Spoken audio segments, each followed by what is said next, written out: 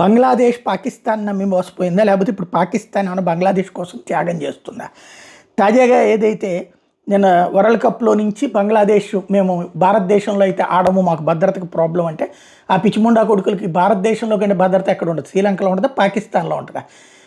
పెచ్చదోలు అనమాట. కావాలని తెలివితేటలు అక్కడ ఉన్న రాజకీయ నాయకుల మాటలకి లొంగిపోయి చేసినటువంటి యదో పనులు చివరికి వాళ్ళకి తీసేసి స్కాట్లాండ్లోని ఇచ్చారు. దాంతో పాకిస్తాన్ వాళ్ళు నమ్మి మేము చేసామంటే పాకిస్తాన్కి సంబంధించిన నక్వీ అనేటటువంటి వాడు లేదు లేదు మేము బాయ్కాట్ చేయడానికి చూస్తున్నామంటే దాని మీద చర్చ జరిగిందంటే ప్రధానమంత్రి షాబాజ్ షరీఫ్ ఆధ్వర్యంలో నిన్నంతా కూడా సుదీర్ఘ గంటల సేపు పాకిస్తాన్ క్రికెట్ బోర్డు అఫీషియల్స్తో చర్చలు జరిగినట. పాకిస్తాన్ T20లో పాల్గొనాలని నిర్ణయించిందట. అయితే శుక్రవారం నాటికి డెసిషన్ తీసుకుంటారట, పాల్గొనాలా లేదా అన్నటువంటిది, లేదా బాయ్కాట్ చేయాలా. ఇది వాస్తవంగా 15 ఫిబ్రవరిన కొలంబోలో తొలి భారత్ పాక్ మ్యాచ్ ఉంటుంది కాబట్టి నిర్ణయం అప్పటిదాకా ఆగుతారా ఇప్పుడే తీసుకుంటారా అన్నటువంటి తేలాల్సి ఉంది. బాయ్కాట్ చేసేటట్టయితే కనుక పాకిస్తాన్ బాయ్కాట్ చేస్తే బంగ్లాదేశ్ నా ప్లేస్లో ఆడించవచ్చు అని చెప్పేసి ఓ పక్కన ICC తేల్చి చెప్పింది.